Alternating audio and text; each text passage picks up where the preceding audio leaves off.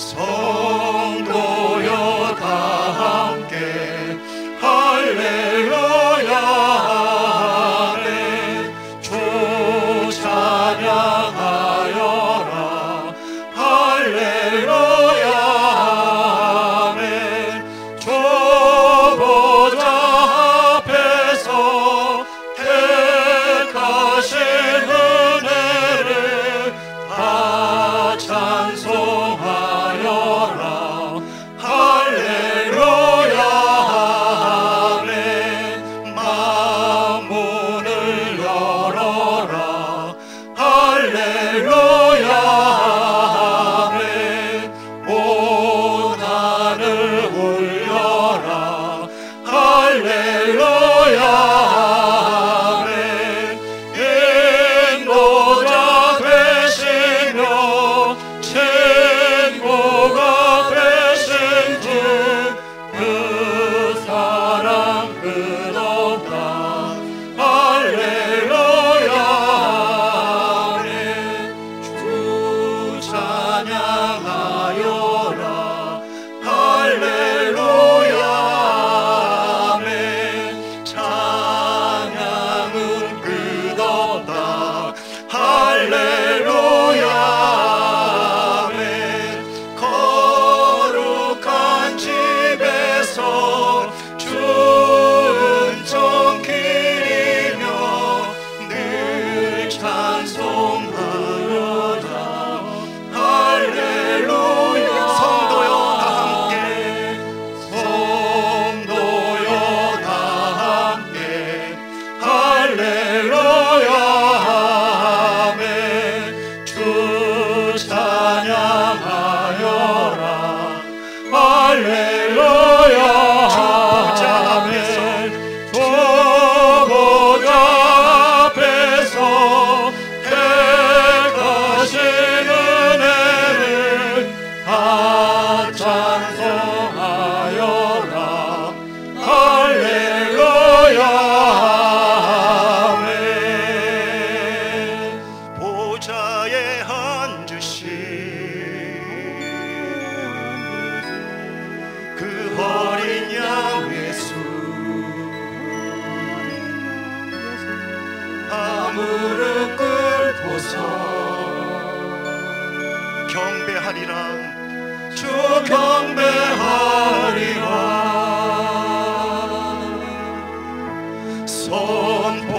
선포하라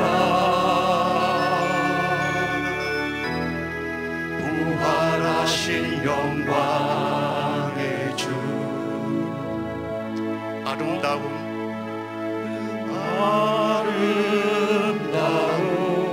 영광의 주를 보라 영광의 주를 보라. 보좌에 앉으신 그 어린 양 예수 다 무릎 꿇고서 주 경배하리라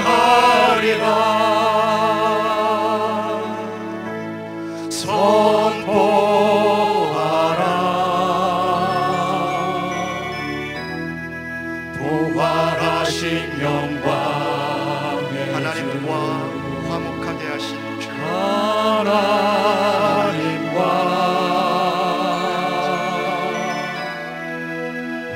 화목하게 하신 주 찬송과 존귀와 영광과 능력을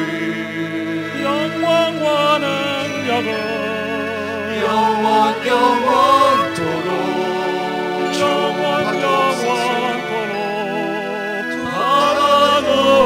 받아주옵소서.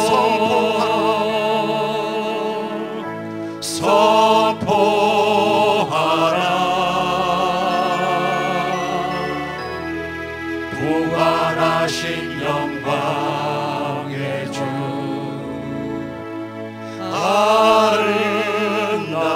아름다운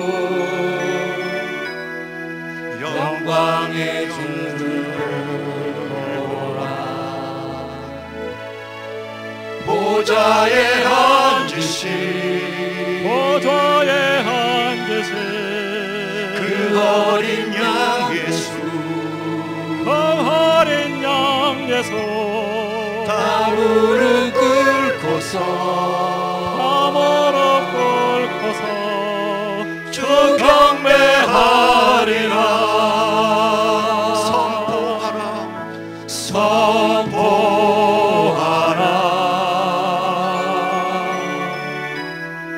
부활하신 영광의 주 하나님과 화목하게 하신 주 찬송과 존귀와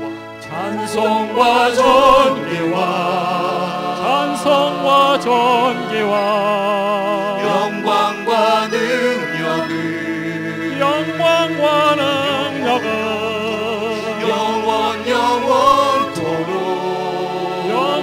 영원토록 받아주옵소서 보좌에 앉으신 그 어린 양 예수 다 무릎 꿇고서 주 경배하리라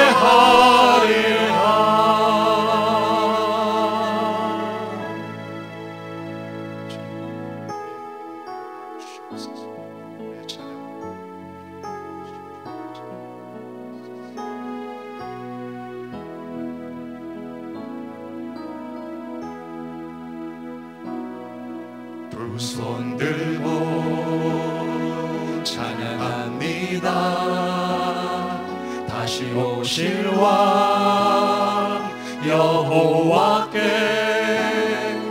오직 주만이 나를 다스리네. 두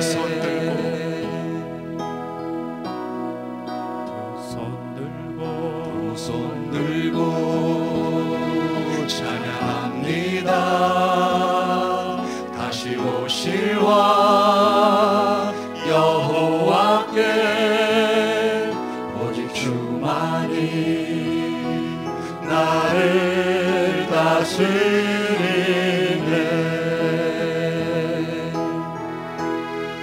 나 주님만을 섬기리. 헛된 마음 버리고 성령의 연애 영혼 충만하게 하소서. 주님 앞에 내 생명 드리리라.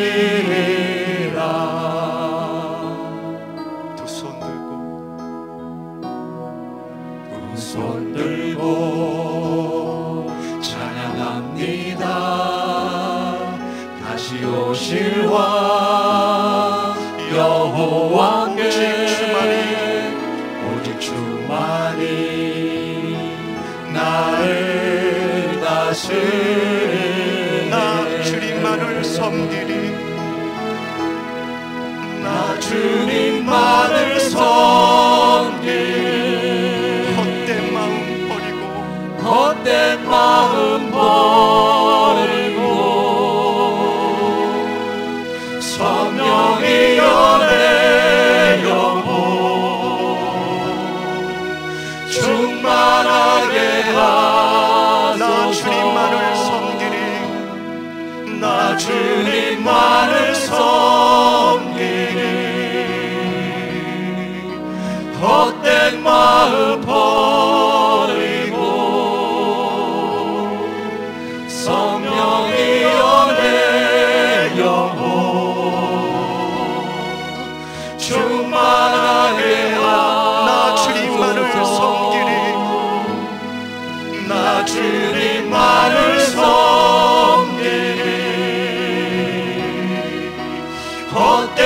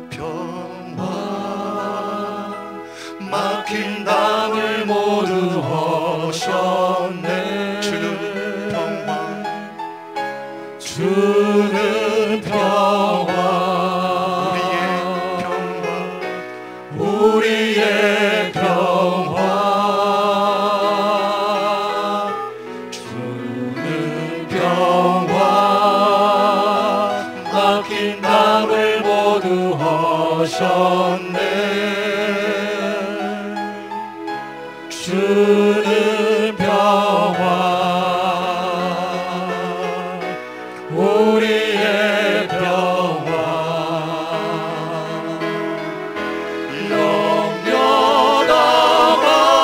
영원하기라 주가 돌보시니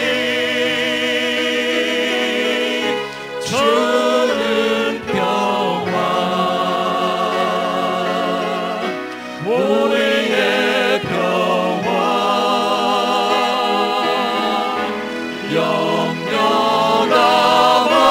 영원하기라 주가 돌보시니 주는 평화 우리의 평화 주는 평화 주는 평화 막힌 담을 모두 허셨네 주는 평화 우리의 평화 주는 평화 막힌 담을 모두 허셨네 주는 평화 우리의 평화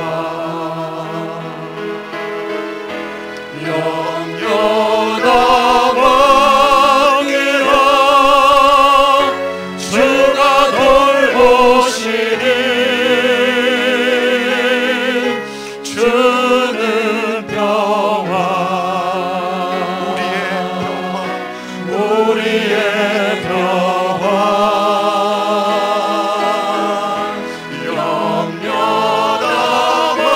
영원하기라 주가 돌보시니 주는 평화 우리의 평화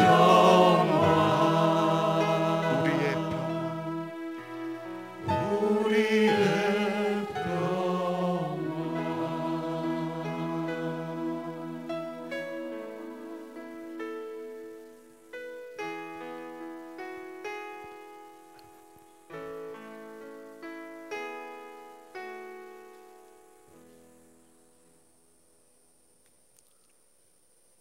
언제나 우리들의 힘이 되어 주시는 하나님을 찬양하며 이 시간 신령과 진정으로 하나님께 나아가겠습니다.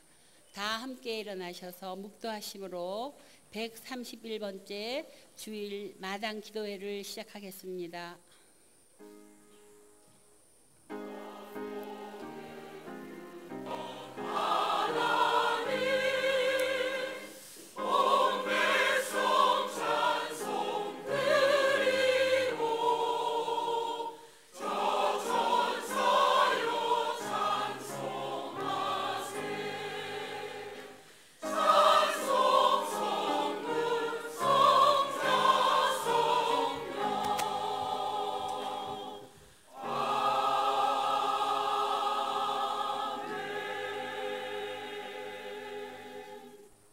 일어서신 채로 사도신경으로 신앙 고백을 하겠습니다.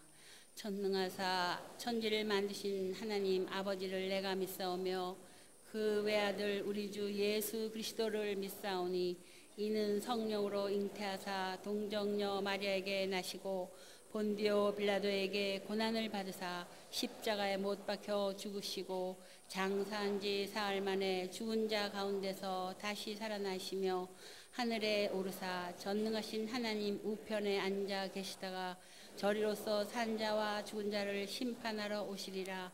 성령을 믿사오며 거룩한 공회와 성도가 서로 교통하는 것과 죄를 사하여 주신 것과 몸이 다시 사는 것과 영원히 사는 것을 믿사옵나이다. 아멘. 다 같이 자리에 앉으시겠습니다. 이 시간 찬송가 434장 나의 갈 길 다 가도록 이 찬송하시겠습니다.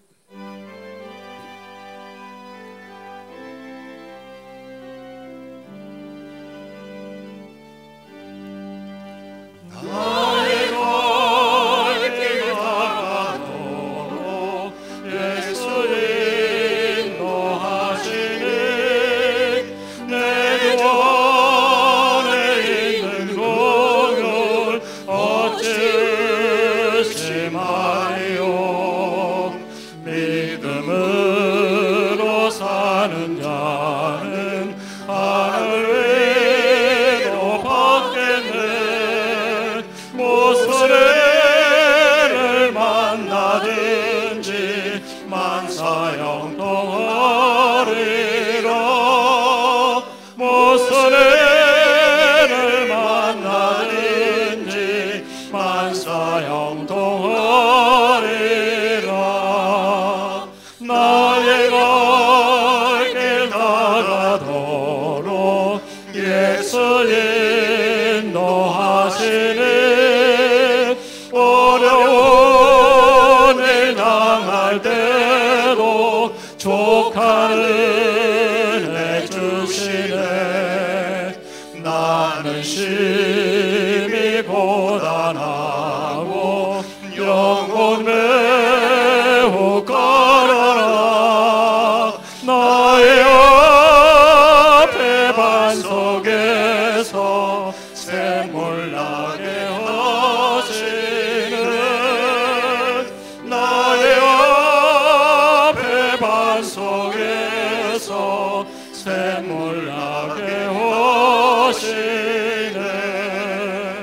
너의 갈 길 다 가도록 예수 인도하시니 그의 사랑 어찌 큰지 말로 할 수 없도다. 성령 감화 받은 영혼 하늘 날아갈 때에 영영 말할 나의 찬송 예수 인도하셨네. 영영 말할 나의 찬송 예수 인도하셨네.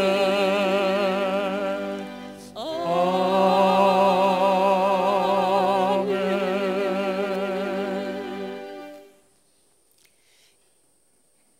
이 시간에는 김혜연 권사님 나오셔서 기도하시겠습니다.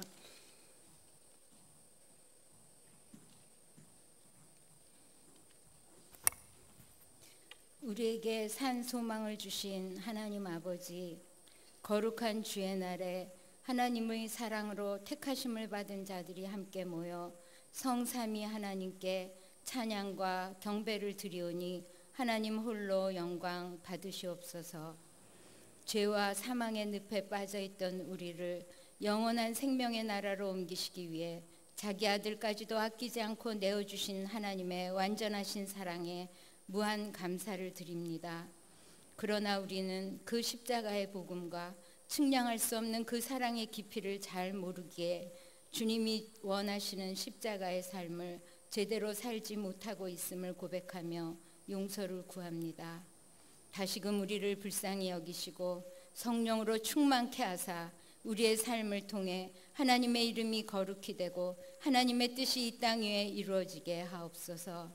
자비로우신 하나님 아버지, 우리의 완악함에도 불구하고 우리를 긍휼히 보시고 지금의 광야로 인도하셔서 덧없는 세상에 소망을 두지 않게 하시고 오직 하나님 외엔 아무것도 붙잡을 것이 없음을 깨우쳐 주시니 이 시간은 고난처럼 보이나 실로 유익한 은혜의 시간임에 눈물의 감사를 드립니다.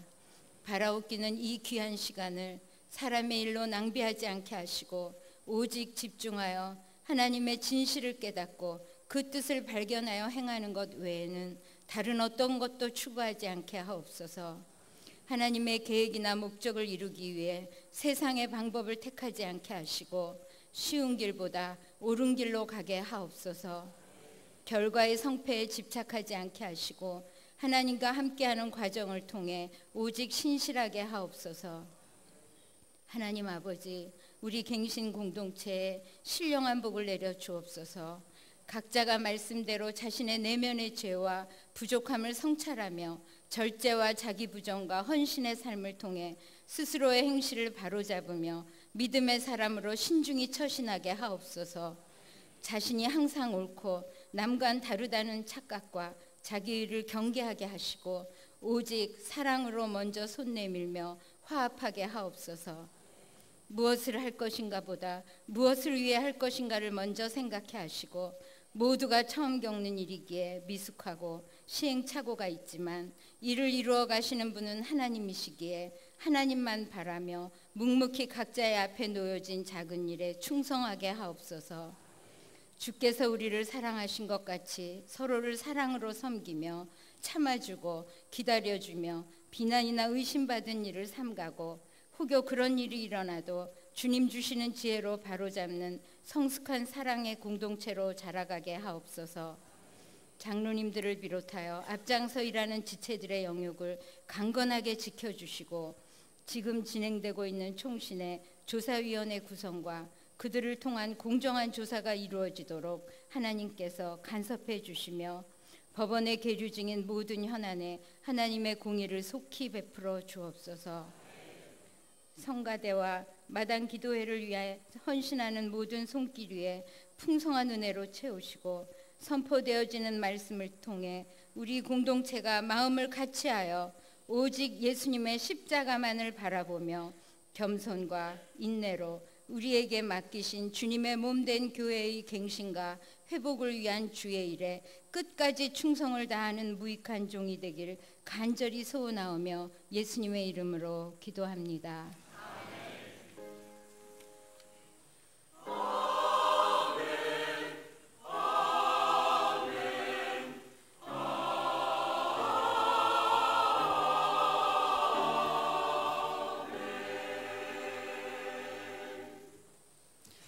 이 시간에는 마당 찬양대의 찬양이 있겠습니다.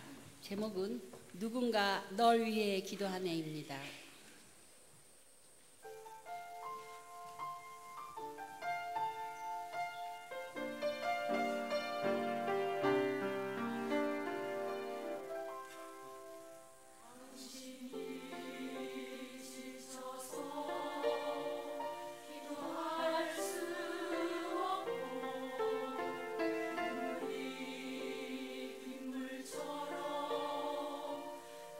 흘러내릴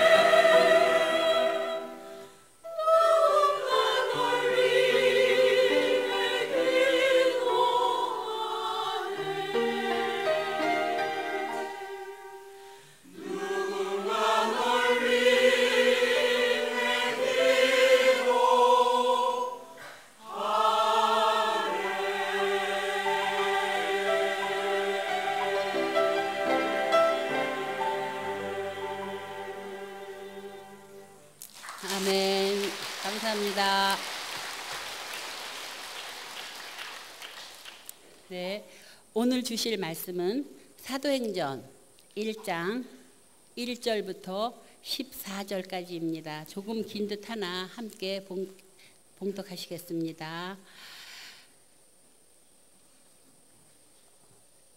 데오빌로여, 내가 먼저 쓴 글에는 무릇 예수께서 행하시며 가르치시기를 시작하신부터 택하신 사도들에게 성령으로 명하시고 승천하신 날까지의 일을 기록하였노라. 그가 고난 받으신 후에 또한 그들에게 확실한 많은 증거로 친히 살아계심을 나타내사 40일 동안 그들에게 보이시며 하나님 나라의 일을 말씀하시니라. 사도와 함께 모이사 그들에게 분부하여 이르시되 예루살렘을 떠나지 말고 내게서 들은 바 아버지께서 약속하신 것을 기다리라. 요한은 물로 세례를 베풀었으나 너희는 몇 날이 못되어 성령으로 세례를 받으리라 하셨느니라. 그들이 모였을 때에 예수께 여쭈어 이르되 주께서 이스라엘 나라를 회복하심이 이때니까 하니 이르시되 때와 시기는 아버지께서 자기의 권한에 두셨으니 너희가 알 바 아니요 오직 성령이 너희에게 임하시면 너희가 권능을 받고 예루살렘과 온 유대와 사마리아와 땅 끝까지 이르러 내 증인이 되리라 하시니라. 이 말씀을 마치시고 그들이 보는데 올려져 가시니 구름이 그를 가리어 보이지 않게 하더라. 올라가실 때에 제자들이 자세히 하늘을 쳐다보고 있는데 흰옷 입은 두 사람이 그들 곁에 서서 이르되 갈릴리 사람들아 어찌하여 서서 하늘을 쳐다보느냐. 너희 가운데서 하늘로 올려지신 이 예수는 하늘로 가심을 본 그대로 오시리라 하였느니라. 제자들이 감람산이라 하는 산으로부터 예루살렘에 돌아오니 이 산은 예루살렘에서 가까워 안식일에 가기 알맞은 길이라. 들어가 그들이 유하는 다락방으로 올라가니 베드로, 요한, 야고보, 안드레와 빌립, 도마와 바돌로메, 마테와 및 알페오의 아들 야고보, 셀롯인 시몬, 야고보의 아들 유다가 다 거기 있어 여자들과 예수의 어머니 마리아와 예수의 아우들과 더불어 마음을 같이하여 오로지 기도에 힘쓰더라. 아멘. 이 시간에는 새맘교회를 담당하고 계시는 박득훈 목사님께서 신앙 공동체 탄생의 비밀이라는 제목으로 말씀해 주시겠습니다.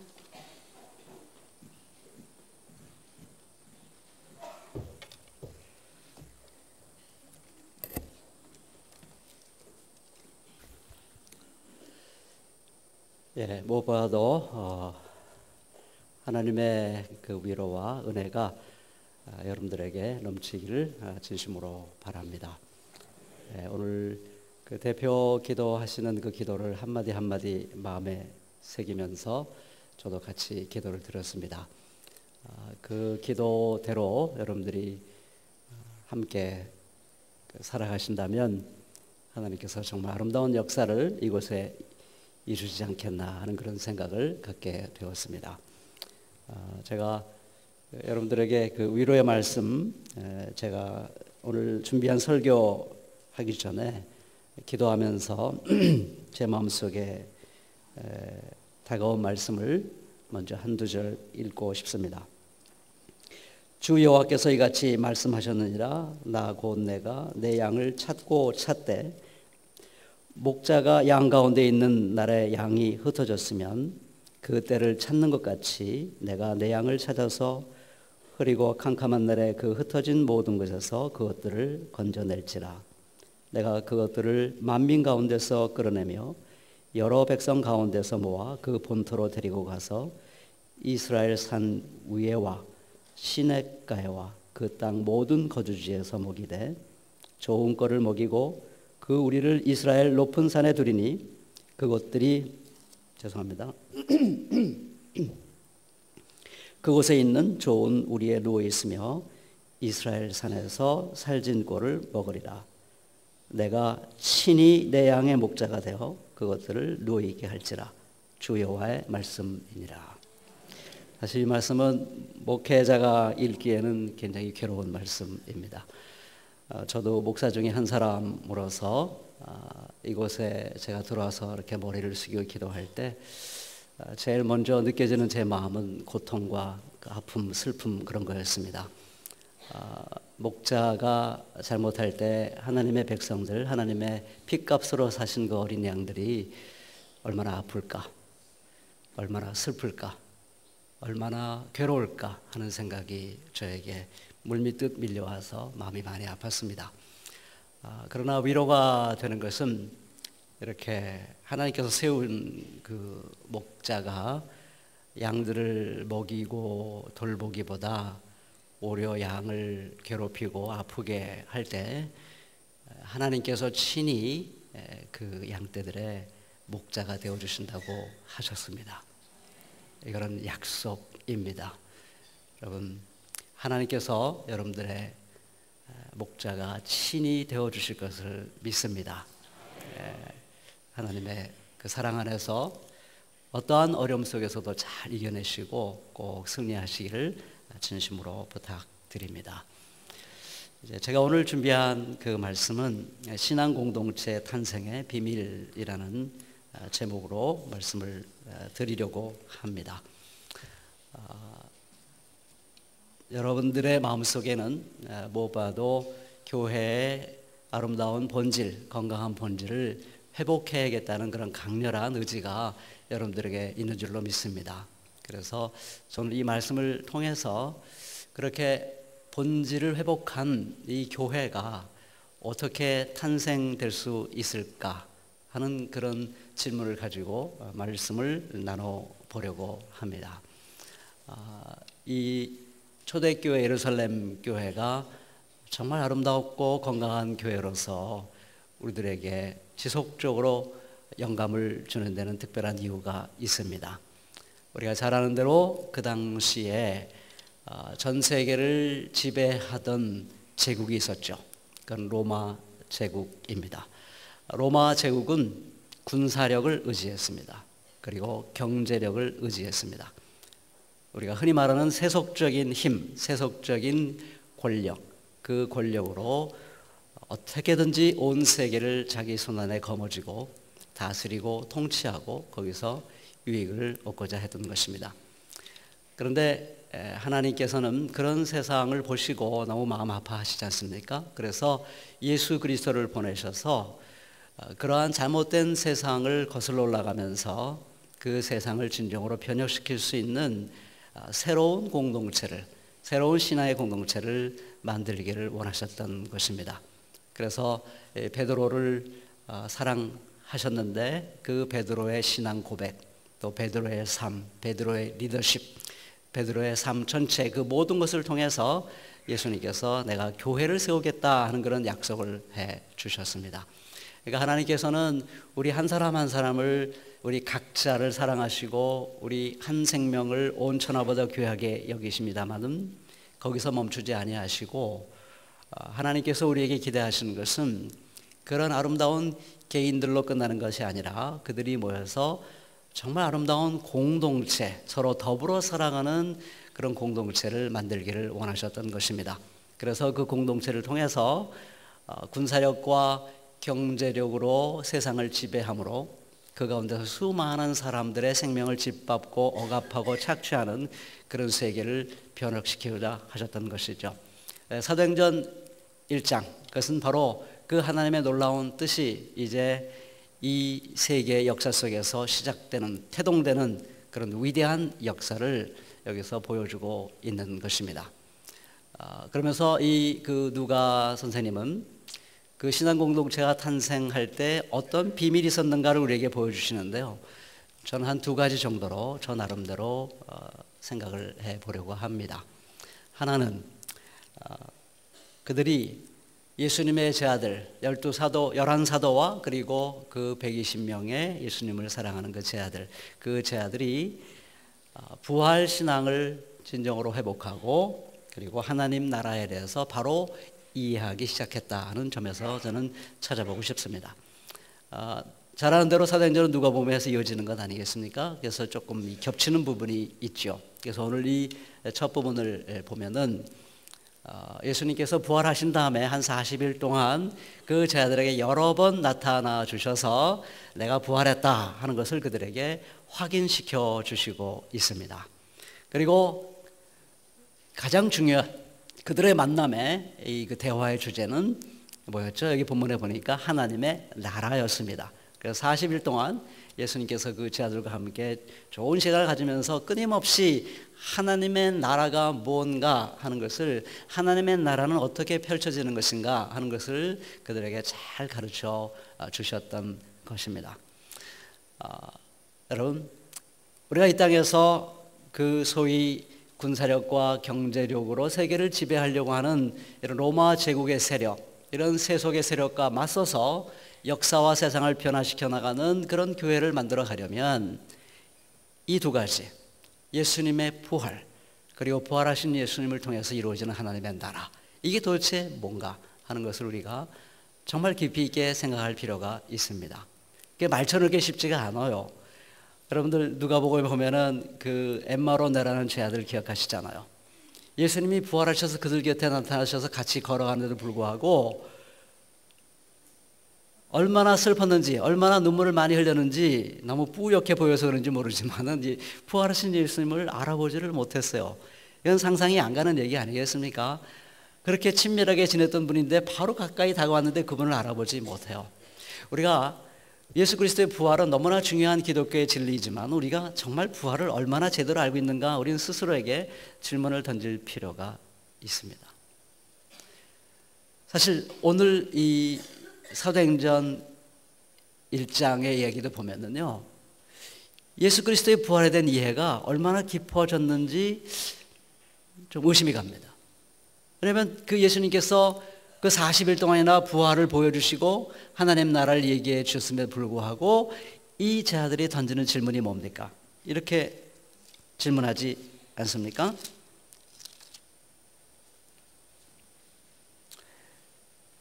주께서 이스라엘 나라를 회복하심이 이때입니까? 이렇게 질문합니다.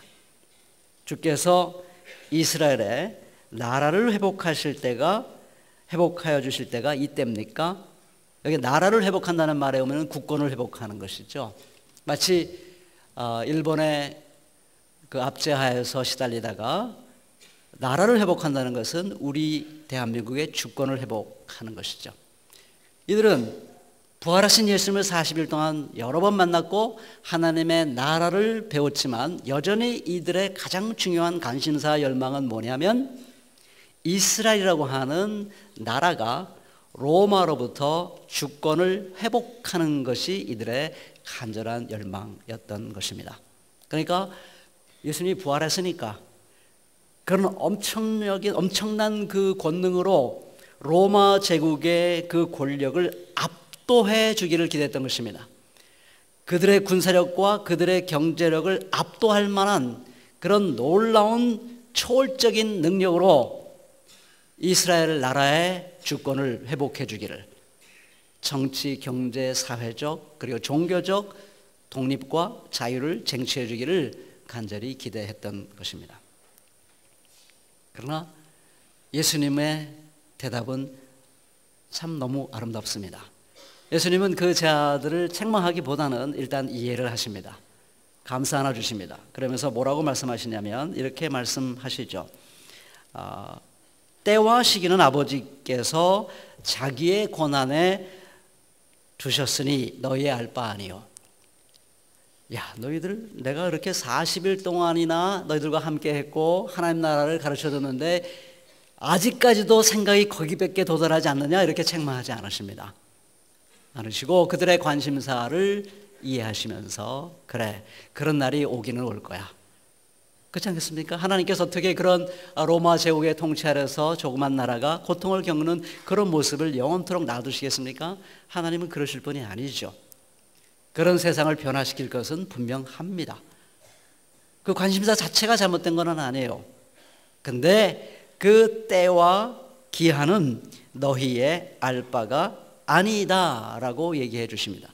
그러니까 그런 꿈을 갖는 것 자체는 괜찮은데 지금 그대들이 가져야 될 더 중요한 관심사는 그게 아니다라고 말씀해 주시고 있는 것입니다. 그들이 가져야 될 관심사는 무엇일까? 7절에서 8절에서 잘 말하고 있죠. 오직 성령이 너에게 임하시면 너희가 권능을 받고 예루살렘과 온 유대와 사마리아와 땅끝까지 이르러 내 증인이 되리라, 이렇게 말씀했습니다. 자, 그러니까 그들이 가져야 될 관심사는 예수 그리스도의 부활, 그 부활의 증인이 되는 것입니다. 땅끝까지 이르러서 예수님이 부활하셨습니다. 우리는 부활하신 예수님을 만났습니다. 우리가 만난 부활하신 예수님은 이런 분이고, 그 부활하신 예수님은 이렇게 이 세상을 통치하실 것입니다 라는 것을 열심히 전파하라는 것입니다. 그것이 예수님이 기대하는, 그들이 가져야 될 가장 중요한 관심사였던 것입니다.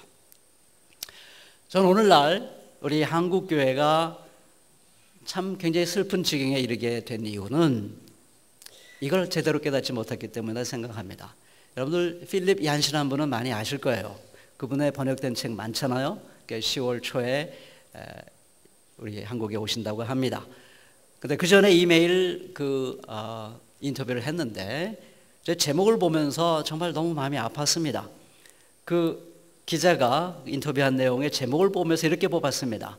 한국 교회가 개혁되지 않으면 텅 빈 유물로 황폐화될 것이다, 그렇게 얘기를 했습니다. 그래서 제가 정말 그렇게 말했는가 하고 제가 이 인터뷰를 쭉 보니까 이렇게 되어 있습니다.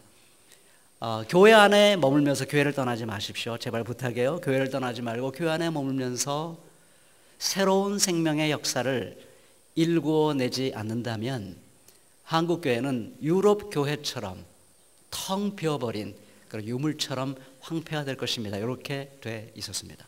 여러분, 필립 얀시는 굉장히 부드러우신 분입니다. 은혜를 많이 얘기하는 분입니다. 그렇게 험한 말 하시는 분이 아니잖아요. 언제나 따뜻한 말 하기 좋아하고 부드러운 분이십니다. 그런데 한국 교회에 대한 평가는 냉정한 것이죠. 제가 영국에서 공부할 때 저를 정말 잘 가르쳐준 스승님이 있습니다. 토니 레인이라는 분인데, 그분이 한 말을 어떤 친구가 저에게 최근에 한 말을 한 2, 3년은 된 것 같습니다만 저에게 들려줬습니다. 한국 교회에 대해서 2번 놀랬다. 어떻게 그렇게, 첫 번째 놀란 것은 그렇게 빠른 시간 내에 그 교회가 그렇게 급성장할 수 있느냐, 거기에 놀랬고, 두 번째 놀란 것은 어떻게 그렇게 빠른 시간에 교회가 부패할 수 있느냐, 그래서 놀랬다는 것입니다. 영국 사람들 굉장히 친절한 사람들입니다. 잘 경험하신 분들은 알겠습니다만 그렇게 함부로 다른 사람의 마음을 상하게 하는 말을 잘 않기 때문에요, 영국 사람들과 대화하다 보면은 그 사람의 속뜻이 무엇인지를 알기가 어려울 때가 많아요. 근데 오죽했으면 그렇게 말할 수 있겠어요. 정말 우리 한국 교회가 얼마나 지금 힘든 가운데 있는지는 지금 미국, 영국, 세계로까지 다 나가 있습니다. 모르는 사람은 누구만 모를까? 그 부패한 교회의 주인공들만 모릅니다. 이건 정말 참 너무 가슴 아픈 얘기가 아닐 수가 없습니다. 왜 이렇게 됐나?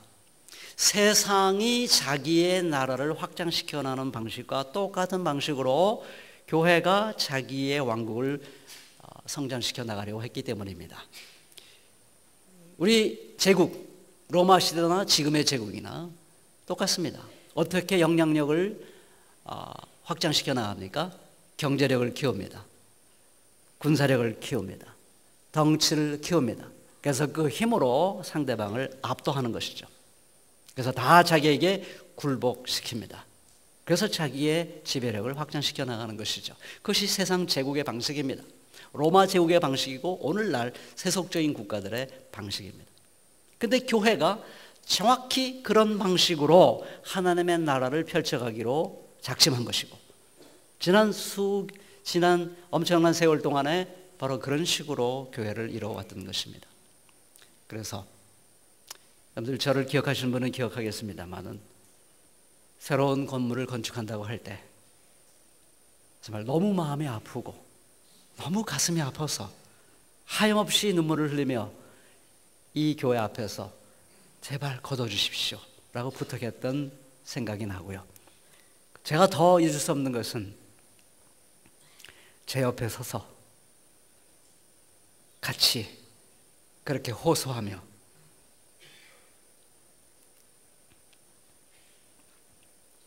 하염없이 눈물을 흘리고 있었던 바로 사랑의 교회 한 여성 집사님이었습니다. 잊을 수가 없습니다. 왜 우리는 하나님의 나라를 펼쳐가는 데 있어서 그렇게 인프라가 절대적으로 중요하다고 생각할까? 왜 더 커져야지만 된다고 생각할까? 왜 그래야지만 선교를 할 수 있고 하나님의 나라를 힘차게 펼쳐갈 수 있다고 생각할까? 정말 예수님이 동의하는 생각일까? 부활하신 예수님이 동의하는 생각일까? 저는 그런 생각을 해봅니다. 여러분, 예수님의 부활은요, 바울이 얘기할 때 내가 자랑할 것은 예수 그리스도의 십자가 외에는 자랑할 것이 없다고 그랬어요. 고린도 15장에서 예수의 부활에 대해서 엄청나게 강조합니다. 부활은 너무나 중요한 사건입니다. 부활이 없다면 우리의 믿음은 다 헛것입니다. 부활이 있기 때문에 우리는 힘차게 일할 수 있을 것입니다. 그런데 놀라운 것은 바울이 자랑할 것을 내가 십자가에 없다고 그랬습니다. 왜 부활을 빼놓고 십자가밖에 없다고 얘기했을까? 여러분, 우리는 부활의 가장 중요한 의미가 어디에 있다고 생각합니까? 예수님이 엄청난 권능을, 세상을 압도하는 그 능력을 확 보여준데 그 부활의 의미가 있다고 여러분들 생각합니까? 그것은 굉장히 부차적인 것입니다.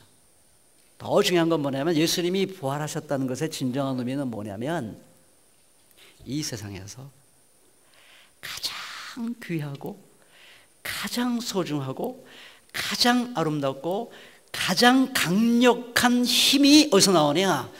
그것은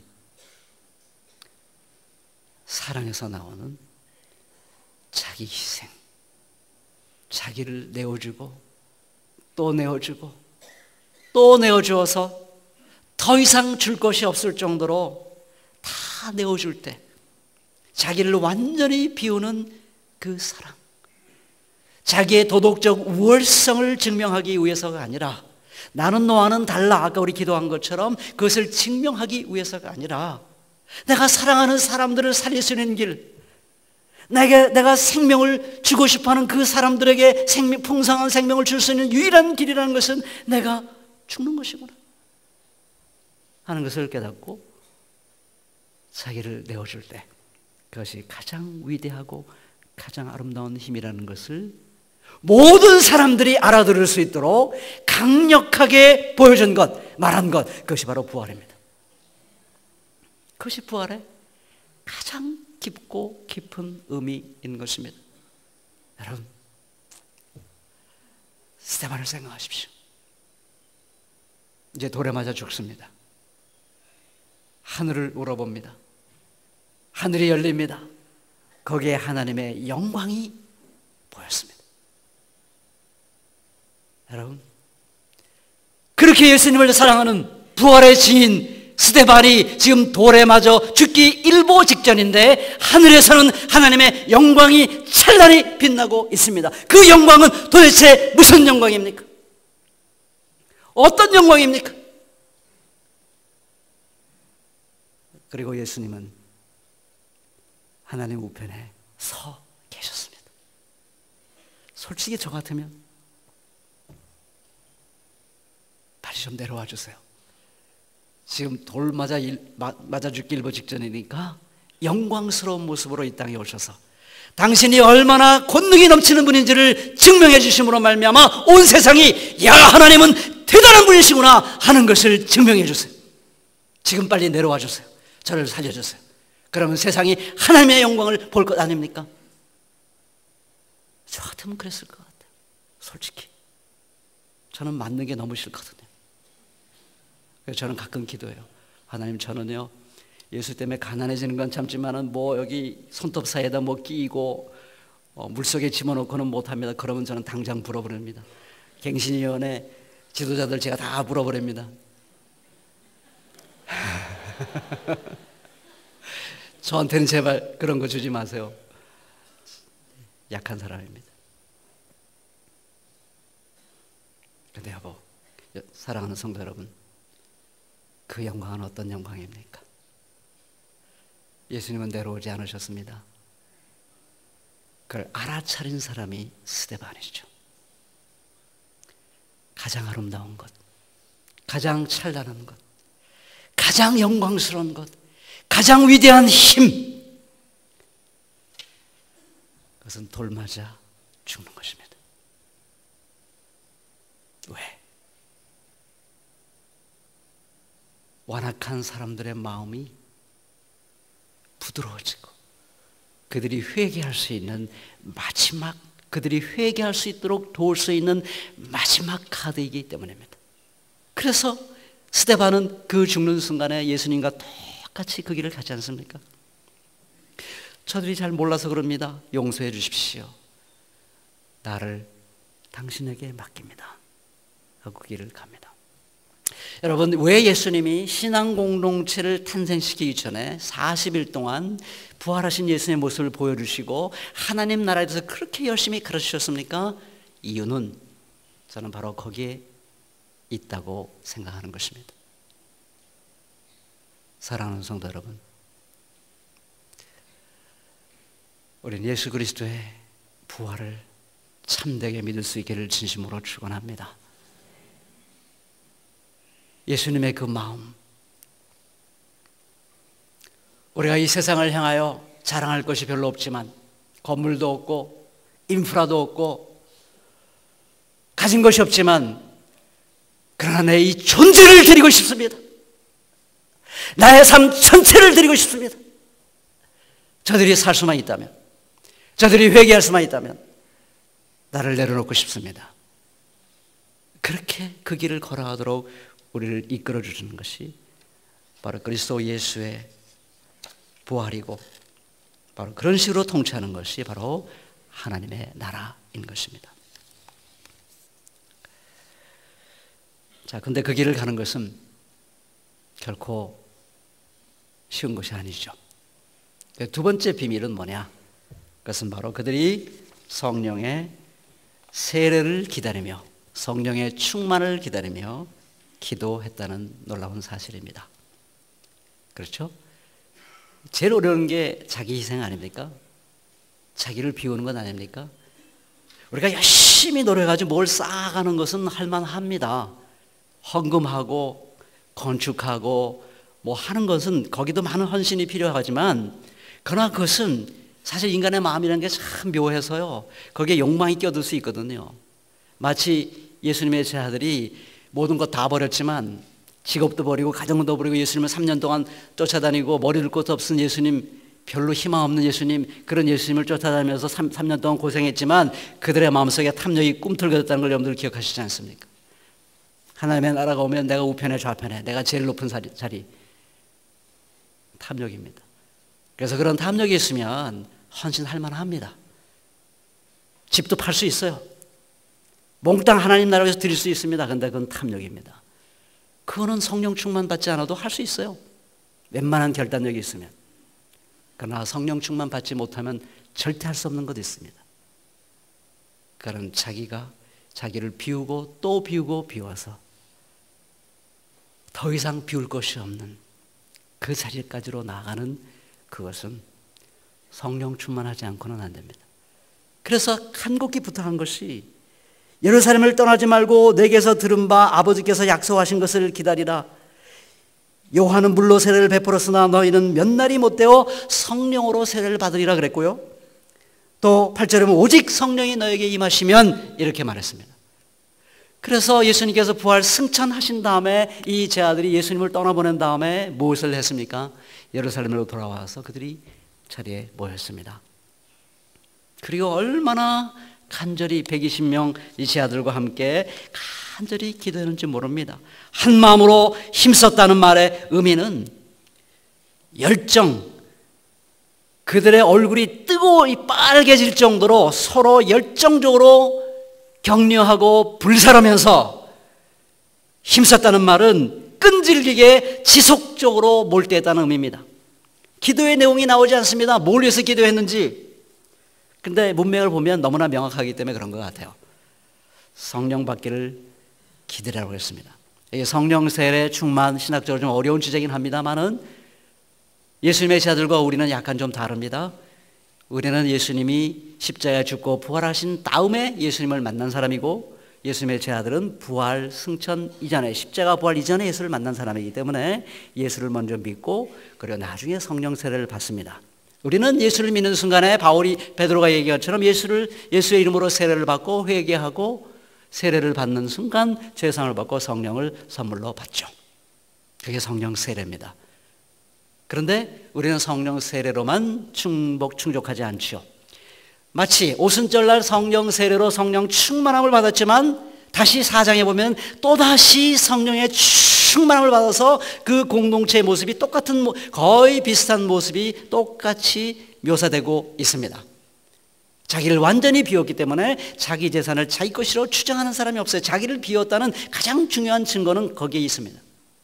자기 재산을 자기 것으로 주장하지 아니하고 언제든지 연약하고 힘들고 고통스러운 이웃을 위해서 내어놓을 준비가 되어 있다면 그 사람은 성령 세례받은 사람이요, 성령 충만받은 사람이요, 그것이 예루살렘 초대교회가 우리에게 명백하게 보여주는 것이고, 그 중에 단 한 사람도, 그 3,000명, 5,000명 중에 단 한 사람도 자기 소유를 자기 것이라고 주장한 사람이 없었어요. 단 한 사람도. 왜? 성령 세례, 성령 충만을 받았기 때문입니다. 그것은 은혜로만 가능한 것이죠. 진정한 은혜란 바로 그런 데서 나타나는 것이죠. 그래서 그들은 정말 성령 받기를 간절히 기도했습니다. 우리 사랑하는 사랑의 성도 여러분, 할 일이 굉장히 많으시죠? 고소도 많이 받으셨더라고요. 그 대처하려면 얼마나 바쁘시겠어요? 총회도 가시고 할 일이 너무 많으시죠? 자꾸 부탁드립니다. 정말 중요한 것은 여러분들이 정말 이 120명 분들처럼 하나님, 우리가 한국 교회를 새롭게 회복하는 이 일, 그건 우리가 예수 그리스도의 부활을 깨닫고 하나님 나라가 어떤 식으로 펼쳐지는가를 깨닫고 나 자신을 하나님 앞에 온전히 드리고 자기를 비워야 되는데 자신이 없습니다. 우리 가운데서도 이렇게 교회를 건강하게 만들어 가겠다고 모인 우리 가운데서도 때로는 탐욕이 꿈틀거립니다. 하나님, 이것이 우리입니다. 이것이 우리의 모습 있는 그대로 우리의 나입니다. 그래서 기도합니다. 정말로 기도합니다. 제발 부탁합니다. 우리 가운데 오순절에 놀라운 성령 역사를 이루셨던 것처럼 우리를 다시 한번 성령이 바람처럼 불처럼 우리에게 다가와 주시기를 간절히 원합니다. 성령의 파도가 우리 가운데 일기를 진정으로 원합니다. 간절히 무릎 꿇고 모일 때마다 만날 때마다 그렇게 기도하시기를 간절히 부탁드립니다. 그래서 세속화된 탐욕에서 비롯된 헌신이 아니라 십자가에 못 박혀 돌아가신 예수님이 너무나 아름다워서 돌에 맞아 죽을 판인데 하늘에 그냥 서 계신 그 예수 그리스도의 아름다운 모습, 그 하나님의 영광, 그것을 영광이라고 생각하기 때문에 예수님이 가신 길을 주님, 저도 갈 수 있다면 영광입니다. 기도할 수 있는 저 여러분들이 꼭 되시기를 진심으로 바랍니다. 그래서 어둠의 세력을, 한국교회를 괴롭히고 파괴하는 그 세력을 물리칠 때 오직 성령의 힘으로 물리칠 수 있는 우리 귀한 사랑의 성도님들이 꼭 되시기를 주님의 이름으로 축복합니다. 기도하시겠습니다.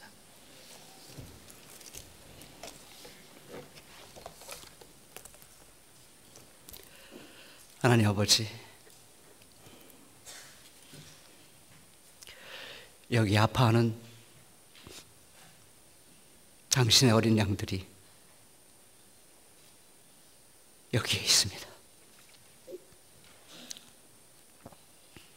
주님께서 이들의 상한 마음을, 지친 마음을 어루만져 주시옵소서. 때로 이들이 기도하기 힘들 때, 기도하고 싶지만 너무나 화가 나고 너무나 아프고 너무나 좌절되어서 기도할 수 없을 때 말씀해 주십시오. 그래, 내가 너희들의 마음을 안다. 너희들이 기도할 수 없으면 내가 기도해 주지. 참고 견디는 것만으로도 너희들은 정말 잘하고 있는 거야. 말씀해 주시는 성령님의 음성을 듣게 하여 주시옵소서. 내가 세운 목자가 너를 버리면 내가 너를 책임져 주리라. 내가 너희를 풍성하게 먹이리라. 말씀하시는 주님의 음성을 듣게 하여 주시옵소서. 그래서 그 위로와 힘을 얻고 무릎을 일으켜 세워서 감사합니다. 저희들이 힘내어서 성령의 충만함을 간구하겠습니다. 그리스도의 부활을 믿고 자기를 내어 던지겠습니다. 그 힘으로 하나님의 나라가 이 땅에 펼쳐지기를 원하고, 그래서 우리 한국교회가 편협되기를 원합니다. 기도하고 결심하는 우리 성도들 한 사람 한 사람 될 수 있도록 축복해 주시옵소서. 감사하며 예수님의 이름으로 기도드립니다. 아멘.